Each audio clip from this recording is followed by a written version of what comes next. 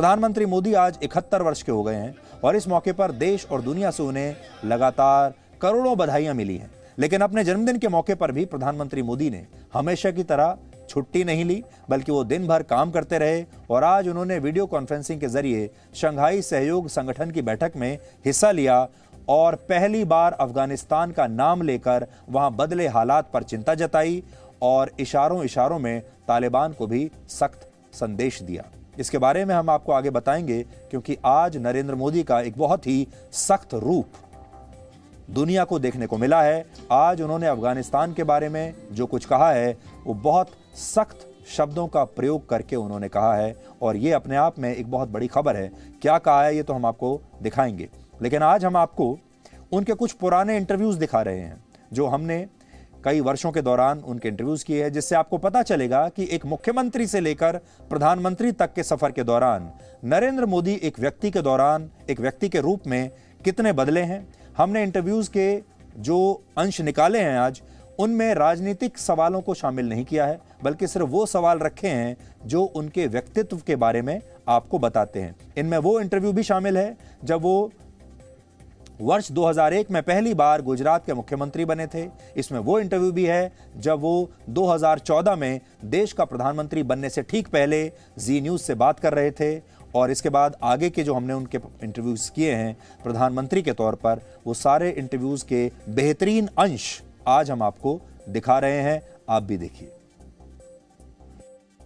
मोदी साहब, अगर आपकी पर्सनैलिटी पर नज़र डालें, आप दिल्ली में रहे, बड़े मीडिया फ्रेंडली आप माने जाते थे, लेकिन अब गुजरात के कई लोगों का ये कहना है जो आपको बहुत क्लोजली मॉनिटर करते हैं कि जब से आप मुख्यमंत्री बने हैं तब से बहुत रिजर्व्ड से रहने लगे हैं, बल्कि मतलब एरोगेंस तक अब वो चीज़ चली गई है। मीडिया से भी अब आप बचते हैं। हालांकि हमको तो इंटरव्यू आप दे रहे हैं इस समय, लेकिन ज़्यादातर लोगों को नाकामी ही हासिल होती है। देखिए, दो चीज़ें कॉन्ट्राडिक्टरी हैं। एक तो है कि मिलते नहीं हैं और दूसरी है एरोगेंसी। एरोगेंसी का पता तो मिले बिना पता ही नहीं चलता है, या तो एक सच है या एक झूठ है। लेकिन मैं आपको बताऊं तो दोनों सही नहीं है। ये बात सही है कि मीडिया से मैं बहुत मिलता जुलता था, उसमें तो कमी आई है क्योंकि काम बदला है, तो उसके कारण सारे दोस्त हैं, तो दोस्तों को तो शिकायत करने का अधिकार है। और मीडिया की ये शिकायत गलत है ऐसा मुझे नहीं लगता है। आप जब दिल्ली में थे, स्पोक्स पर्सन थे, मीडिया से आपका इतना रोज़ इंटरेक्शन हुआ करता था, टेलीविज़न पर रोज़ आप नज़र आते थे, अब मुख्यमंत्री बन गए हैं, कुछ बदलाव आपको महसूस हुआ? बहुत बदलाव महसूस हुआ है, क्योंकि संगठन का काम करने का तरीका अलग होता है, स्पोक्समैन के रूप में काम करने का तरीका अलग होता है। लेकिन मैं इतना ज़रूर कहूँगा कि दिल्ली में मैंने सीखा बहुत है, बहुत कुछ सीखा है। काफ़ी सीनियर लोगों के साथ रहने का अवसर मिला। मीडिया वर्ल्ड की भी ऊंचाइयों को मैंने यहाँ देखा है, और इसलिए मैं अपने आप में मानता हूँ कि मेरे जीवन में इन चीज़ों का प्रभाव, जितने साल मैं यहाँ रहा आप लोगों के बीच में, उसका काफ़ी प्रभाव है और शायद वो बहुत पॉजिटिव रोल प्ले करेगा। और मैं आप सबको मिस करता हूँ, देश की जनता को भी मिस करता हूँ, क्योंकि पहले तो टीवी पर देश के लोगों से भी संवाद करने का मुझे अवसर मिलता था, तो एक प्रकार से मैं मिस करता हूं सबको। इतिहास की किताबों में बदलाव की बात होती है, वो भी गुजरात से शुरू हुई थी एक कंट्रोवर्सी, और अब फिर से एक विवाद चल रहा है उसको, जिसको कि विपक्ष और कांग्रेस तालिबानीकरण कहती है शिक्षा का। इस देश का बहुत बड़ा दुर्भाग्य है कि कांग्रेस के 115 साल पुरानी पार्टी को तालिबान क्या है इसका पता नहीं है।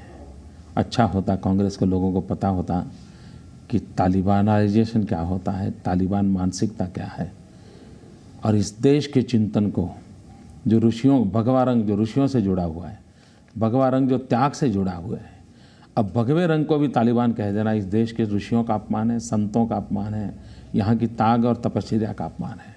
लेकिन कांग्रेस को समझ नहीं आ रहा है कि ऐसी गालियाँ दे करके वो देश को कितना बड़ा नुकसान कर रहे हैं। आपके करीबी लोग आपको नमो के नाम से पुकारते हैं, और कहा जाता है कि आपकी माताजी ने आपको कहा था कि कभी भी रिश्वत का एक पैसा भी मत खाना। अब आप मुख्यमंत्री बने हैं, भ्रष्टाचार की समस्या बहुत पुरानी है, गुजरात में ही नहीं सब जगह। किस तरह से आप इस बात की वो करेंगे कि आप तो खैर पैसा ना खाएं, लेकिन दूसरा भी कोई ना खाए? देखिए, भ्रष्टाचार के दो रूप हैं। एक पॉलिटिकल करप्शन है, दूसरा और रेलवे स्टेशन पे वो टीटी खा लेता होगा या बस का कंडक्टर ले लेता होगा, ऐसा एक और चलता है। मुझे लगता है कि हम जैसे लोगों ने कंसंट्रेशन करना चाहिए पॉलिटिकल करप्शन पर। मुझे ऐसा लगता है, इस प्रकार की ज़िंदगी जीने का पहली बार अवसर आया है, लेकिन पिछले 2 महीने के अनुभव से मुझे लगता है कि अगर ऊपर हम ठीक रहें तो धीरे धीरे नीचे ठीक होने की हवा पहुंचती है। वो हवा पहुंच रही है अभी? मैं खुद अपने लिए कहूँ ये अच्छा नहीं है, लेकिन अगर कोई और मुख्यमंत्री होता तो आपके इस विषय में सवाल इतने माइल्ड नहीं होते। आपके सवाल माइल्ड है, उसका मतलब ही कि आपने मेरी ईमानदारी को स्वीकार किया है। आप जिस तरह के सपने अभी आपने दिखाए हैं और जो उम्मीदें पाल के लोग बैठे हैं, उससे ऐसा लगता है कि नरेंद्र मोदी जिस दिन प्रधानमंत्री बने अगले दिन से राम राज्य शुरू हो जाएगा, अगले दिन से आम जीवन जो है वो बदल जाएगा। वादे जो आपने किए, महंगाई है, रुपए की कीमत है, खस्ता अर्थव्यवस्था है, भ्रष्टाचार, काला धन वापस लाएंगे, तो वादे बहुत सारे हो गए और आपके पास काम करने के लिए सिर्फ 5 साल होंगे, 60 महीने होंगे, करीब 1800 दिन होंगे। तो कहीं ऐसा नहीं हो कि उम्मीदें बहुत ज़्यादा हों, तो आपको, मुझे ऐसा लगता है कि 5 साल में 15 वर्ष का काम करना पड़ेगा। देखिए, इसमें आपका ये विचार आपको आना दोष नहीं आपका, क्योंकि 10 साल आपने इतना बुरा देखा है, इतना बुरा देखा है, अच्छा देखने की हिम्मत आप भी नहीं कर पा रहे, मैं कर पा रहा हूँ। मुझे खुद यही लग रहा है कि आप कैसे बदलेंगे? आपका कोई दोष नहीं है। 16 मई को जैसा ही रिजल्ट आएगा जी, आप देखना 125 करोड़ देशवासियों में एक ऐसी चेतना जगेगी, और फिर 125 करोड़ देशवासी एक कदम चले ना तो देश 125 करोड़ कदम आगे चले जाएगा। इसलिए मुझे निराशा नहीं है जी। ये बात सही है, मैंने ऐसा कोई दावा नहीं किया है जो आप मेरे मुंह में डाल रहे हैं। मैंने इतना ही कहा है, गुड गवर्नेंस हमारी प्रायोरिटी है, डेवलपमेंट हमारी प्रायोरिटी है, मैंने यही कहा है। मैंने किसी को नहीं कहा है कि तेरे घर के आगे रोल्स रॉयस गाड़ी खड़ी हो जाएगी। एक बार पहले बीजेपी को मौका मिला था, अब की बारी अटल बिहारी, एक बार ये नारा चला था, और उसके बाद अब हम सुनते हैं अब की बार मोदी सरकार। तो बहुत सारे लोग ये कहते हैं कि एक बार नरेंद्र मोदी अगर आया तो फिर 10-15 साल छोड़ेगा नहीं। 2014 का चुनाव ये आशा का चुनाव है, होप का चुनाव है जी। और देश को चलाने में होप बुरी चीज नहीं है, अपेक्षाएं बुरी चीज नहीं है, डरो मत।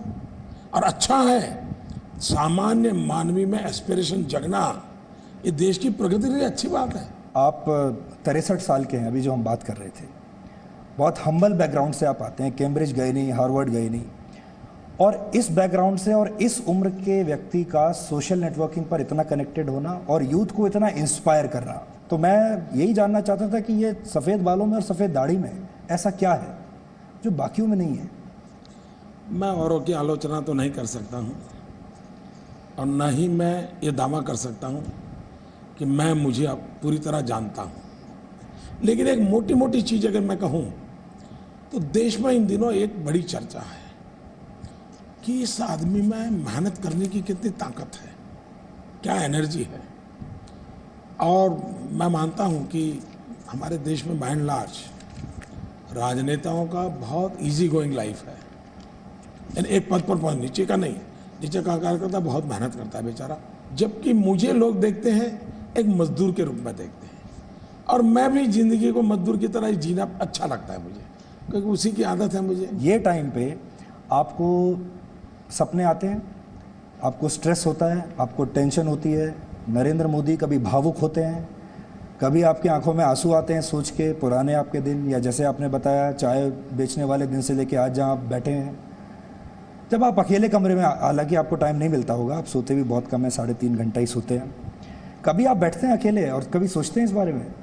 देखिए, मैं रोबोट नहीं हूँ, मैं इंसान हूँ, और मैं हमेशा कहता हूँ मैं बिल्कुल सामान्य इंसान हूँ। एक इंसान में जितनी कमियाँ होती हैं वो सारी कमियाँ मेरे में है, एक इंसान में जितनी बुराइयाँ होती हैं सारी बुराइयाँ मेरे में भगवान ने ठूस ठूस करके भरी हुई है।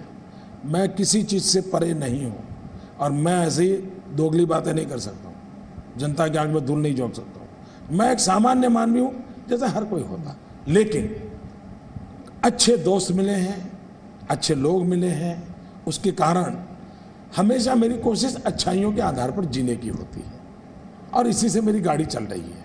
लेकिन मैं ये दावा करूं कि मेरे जैसा कोई महान आदमी नहीं है तो मोदी झूठ बोल रहा है। आप फ़कीरों की तरह रहते हैं, आप फ़कीर अपने आप को बताते हैं। और दूसरी तरफ आपका परिवार भी इतना बड़ा, 100-125 करोड़ का आपका परिवार है। छुट्टी आप कभी नहीं लेते, और मैंने ये सुना है कि जब आप विदेश दौरे पर जाते हैं तो रात में ट्रैवल करते हैं, कहीं आप रात में रुकते नहीं हैं, हवाई जहाज़ में आप अपनी रात बिताते हैं। तो ये एज में अभी इतनी एनर्जी आप कैसे लेकर आते हैं? क्योंकि आपकी उम्र में बाकी लोग शायद कल्पना भी नहीं कर सकते, और आज आपकी एनर्जी ऐसी है कि कोई देश के जो युवा हैं उनको भी शायद शर्म आ जाए। एक तो मुझे लगता है कि ये मेरी जिम्मेवारी है। ये बात सही है कि मैं जिस प्रकार से काम करता हूँ वो कोई अच्छा नहीं है। मेरे डॉक्टर मित्र भी मुझे मना करते हैं, और कभी कभी मुझे अच्छे मित्र भी कहते हैं कि कुछ समय सोचने के लिए भी खाली रखना चाहिए। अब पता नहीं, मुझे वो आदत आती नहीं मुझे मैं बिना काम रह नहीं सकता हूँ। अपने लिए जीने का कभी स्वभाव नहीं बना, कार्य के लिए समर्पित रहता हूँ। जब जो काम मिले वो जी जान से करता रहता हूँ। बस आप लोग देश की दुआएं मेरे साथ हैं, शायद एनर्जी का कारण भी देश की दुआएं हैं, देश के आशीर्वाद हैं। और कभी किसी गरीब की ज़िंदगी में बदलाव देखता हूँ, लगता है कि यार अच्छा हुआ उसका, तो लगता है तो और ज़्यादा दौड़ो और ज़्यादा मेहनत करो। तो जब किसी की आंख में संतोष देखता हूँ तो वो मुझे ताकत देता है, और मेरा ये काम है, मुझे करते रहना चाहिए। और मैं देशवासियों को कहूँगा कि मुझे आशीर्वाद दीजिए कि मैं इससे भी ज़्यादा काम करूँ, इससे अधिक लगन से करूँ, अधिक ताकत से करूँ, अधिक समय लगाऊँ। यही मुझे आशीर्वाद चाहिए। पहली बार आपको मिला था प्रधानमंत्री बनने के बाद, तब भी मेरे मन में यही सवाल था कि इतने बड़े घर में आप अकेले कैसे रहते हैं? मैं पूरा घर देखता भी नहीं हूँ जी, मैं एक कमरा अपना देखता हूँ, ज़्यादा कुछ देखता नहीं हूँ। सारे लोग बाहर पूरे देश में एक ही सवाल पूछते हैं कि चुनाव के बाद कौन आ रहा है, और आपके विरोधी ये सपना देख रहे हैं कि आप अपना बोरिया बिस्तर यहाँ से पैक कर रहे हैं। तो हम भी जब आए तो हम देख रहे थे कि शायद आपने कुछ पैकिंग वगैरह शुरू की, बोरिया बिस्तर आपका कहीं पैक होते हुए हमें दिख जाए। तो पहला सवाल यही है कि पैकिंग आपने शुरू की या अभी आप यहीं रहेंगे? और हमने तो ये भी सुना है कि आपने 100 दिन का एजेंडा भी अपना अगली सरकार का तैयार कर लिया है। विरोधी लोग क्या सोच रहे हैं मुझे मालूम नहीं है, उनको सपने देखने का पूरा हक है, और अपने ख्वाबों में वो खोए रहें, इसके लिए मेरी शुभकामनाएं हैं। मैं इस विश्वास के साथ आगे बढ़ रहा हूँ। जहाँ तक बिस्तरा बोरिया का सवाल है, कोई मेरी एक्सपायरी डेट बोल रहा है तो मैं तो हर चीज़ के लिए तैयार रहता हूँ। तो आपने कहीं मन में कहीं ये भी आपके है कि मान लीजिए कुछ ऐसा हो जाए कि पैकिंग की ज़रूरत पड़ी जाए, तो थोड़ा लोगों को, स्टाफ को ये भी बोल के रखा कि भाई सामान थोड़ा समेटना शुरू कर दो? एक तो जो लोग मुझे जानते हैं उनको मालूम है मेरी ज़िंदगी एक झोले में होती है जी। तो मुझे वो कोई समस्या नहीं है। लेकिन मैंने कहा अभी ज़्यादा दिन बचे नहीं, 23 तारीख है, तो उनको ख्वाब में खोने दीजिए ना, उनको मजा लेने दीजिए ना। So you are here to अगर stay. आप जानकारी दे देंगे कि मोदी जी ने कहा कि मैं तो रहने वाला हूँ, तो बेचारों की नींद डिस्टर्ब होगी। आप बड़े सीक्रेटिव हैं, मतलब जाहिर नहीं होने देते कि आपके मन में क्या चल रहा है। जैसे नोटबंदी के समय में आपके केंद्रीय मंत्रियों को भी नहीं पता था कि क्या होने वाला है। उन सबको मालूम था कि मोदी काले धन के खिलाफ बहुत बड़े योजना लेके चल रहे हैं, सबको मालूम था जी। अच्छा, स्पेसिफिक डिटेल्स नहीं पता होंगी। स्पेसिफिक चीज आप करोगे तो फिर तो एक बहुत बड़ा क्राइम बन जाएगा जी। नहीं, इसमें कोई बुराई नहीं है। हाँ, बस हमने बस ये कहा कि ऐसा जो आप हिंट ज़रूर देते हैं, लेकिन एक सरप्राइज एलिमेंट है। मैं अभी भी बताता हूँ, आप लोगों ने सुनी सुनाई बातों से मोदी का एनालिसिस करते हो, इसलिए गलती होती है। बाकी अगर मोदी क्या करेगा वो परफेक्ट स्टडी करोगे तो आप आराम से तय कर, हाँ ऐसा हुआ, जरूर 10 दिन के अंदर मोदी ये कुछ करेगा विषय अलग है, वो क्या करेगा वो तो मैं क्यों आपको पता चलने दूंगा। लेकिन आप इतना तो अनुमान लगा सकते हैं कि जरूर कुछ करेगा। तो ये अलग अलग इंटरव्यूज जो मैंने उनके किए इस दौरान पिछले 20 वर्षों में, उनके कुछ अंश मैंने आपको दिखाए। और जी न्यूज़ के साथ तो उनका पुराना रिश्ता रहा है और हमेशा जब भी कोई बड़ा दिन हुआ है, कोई बड़ा मौका हुआ है, उन्होंने हमेशा जी न्यूज़ को समय दिया है। और जब वो मुख्यमंत्री नहीं बने थे उससे पहले जी न्यूज़ के स्टूडियो में भी आया करते थे बीजेपी की तरफ से, बीजेपी अपनी पार्टी की राय रखने के लिए। लेकिन आज जो हमने आपको अंश दिखाए इंटरव्यूज़ के, वो ख़ास तौर पर वो थे जिन्हें देखकर आप उनके व्यक्तित्व के बारे में और अच्छी तरह से जान सकते हैं। अब एक और दिलचस्प बात, वर्ष 2018 में मैंने उनका एक इंटरव्यू किया था और इस इंटरव्यू के दौरान ही मैंने प्रधानमंत्री मोदी से देश की अर्थव्यवस्था और बेरोजगारी को लेकर एक सवाल किया था। और इसी सवाल के जवाब में उन्होंने तब कहा था कि जो व्यक्ति सड़क के किनारे पकौड़े बेचता है, क्या आप उसे रोजगार नहीं मानेंगे? और जैसे ही उनका ये बयान आया, इसके बाद उनके इस जवाब की चर्चा पूरे देश में होने लगी। कुछ लोगों ने उनके इस जवाब का मजाक उड़ाना शुरू कर दिया, कुछ लोगों ने आलोचना की, कुछ लोगों ने मीम्स बनाने शुरू कर दिए और ये एक बहुत बड़ा राजनीतिक मुद्दा बन गया और उसके बाद से एक बहुत बड़ा मुद्दा बन गया। हालांकि जो उन्होंने बात कही थी वो तब भी बिल्कुल सही थी और बहुत सारे लोगों ने इसका समर्थन किया, लेकिन कुल मिलाकर प्रधानमंत्री का पकौड़े वाला जवाब लंबे समय तक ट्रेंड करता रहा और इसके बाद से ही पकौड़ा शब्द इंटरनेट पर सबसे ज्यादा ढूंढे जाने वाले शब्दों में शामिल हो गया। इतना ही नहीं, अब विकिपीडिया पर पकौड़ानॉमिक्स के नाम से बाकायदा एक पेज है जिसमें लिखा है कि यह भारत की एक ऐसी आर्थिक पहल है जो लोगों को स्वरोजगार के लिए प्रोत्साहित करती है। आज आपको भी उस इंटरव्यू का वो हिस्सा सुनना चाहिए ताकि आपको समझ में आए कि प्रधानमंत्री मोदी ने इस उदाहरण के जरिए देश को क्या समझाने की कोशिश की थी और आपको आज उसका संदर्भ एक बार फिर से समझ में आएगा। मोदी जी, एक सवाल जो सब चाहते थे कि मैं आपसे पूछूं वो था रोज़गार के बारे में, क्योंकि आप जानते हैं युवा देश है भारत और रोज़गार के बारे में बहुत बातचीत होती है। आपकी सरकार के जो नए आंकड़े आए हैं वो अच्छे हैं, सरकार ने जो बताया कि इतने हमने रोज़गार के अवसर पैदा किए हैं, लेकिन बहुत सारे लोग अभी भी आपने देखा होगा कि भरोसा नहीं करते हैं और अलग अलग फिगर्स लेके आते हैं। जैसे नवंबर 2013 में आपने आगरा में ये वादा किया था कि आप 1 करोड़ नौकरियां पैदा करेंगे देश में।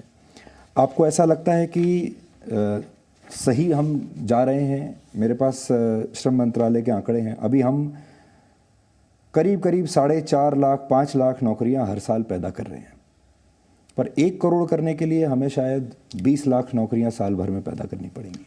पहली बात है कि आपके आंकड़े सही नहीं हैं जी। अभी एक इंडिपेंडेंट एजेंसी ने आंकड़े निकाले ईपीएफ के जी, और वो ईपीएफ के आंकड़े गलत नहीं होते क्योंकि उसमें नाम होता है, आधार नंबर होता है जी, बैंक अकाउंट होता है, पैसे होते हैं, ये हवाबाजी नहीं होती है। इस एक वर्ष में 70 लाख ईपीएफ जुड़े हैं, एक वर्ष में 70 लाख। इंडिपेंडेंट एजेंसी का आंकड़ा है ये।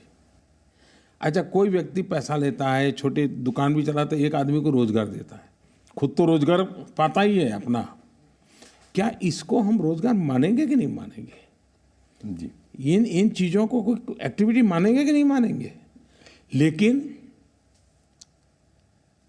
राजनीतिक कारणों से बयानबाजी किसी को करनी है तो वो उनका हक है, उनके पास जो चीज़ें हैं वो लेके चलते रहेंगे। जी, लेकिन सच्चाई ये है, मैं 2 ही आंकड़ों के आधार पर बताता हूँ। कोई मुझे बताए कि अगर आपकी जी टीवी के बाहर किसी ने पकोड़े की दुकान की और शाम को वो 200 रुपया कमा करके घर गया, इसको आप रोजगार मानेंगे कि नहीं मानेंगे? जी। और मुझे बताइए किस रजिस्टर में लिखा होगा कि यहाँ एक व्यक्ति 200 रुपया शाम को कमाता है? वो आंकड़ों में नहीं आएगा। तो ये 10 करोड़ लोग, 4 लाख करोड़ रुपया, जिसमें 3 करोड़ लोग पहली बार, ये सीधी सीधी समझ वाला विषय है भाई, कि इतने लोगों ने रोजी रोटी पाई है। प्रधानमंत्री मोदी के बारे में अक्सर ये कहा जाता है कि उनका लुक लगातार बदलता रहता है, बदलता रहा है। और अगर आपने उन्हें पिछले 20-30 सालों में करीब से देखा हो तो उनका जो लुक है वो लगातार बदलता रहा है। ऐसा इसलिए नहीं कि वो अपना लुक बार बार बदलने के शौकीन है, बल्कि अलग अलग भूमिकाओं के दौरान उनका लुक बदल जाता है। हमने प्रधानमंत्री मोदी की कुछ पुरानी और कुछ नई तस्वीरें आज आपके लिए निकाली हैं, जो आपको उनके व्यक्तित्व के इस बदलाव के बारे में आज बताएंगी। देखिए पुरानी तस्वीरें 1978 से लेकर 1980 से और आज 2021 तक की तस्वीरों में आप उनके पूरे जीवन की ये यात्रा देख पाएंगे।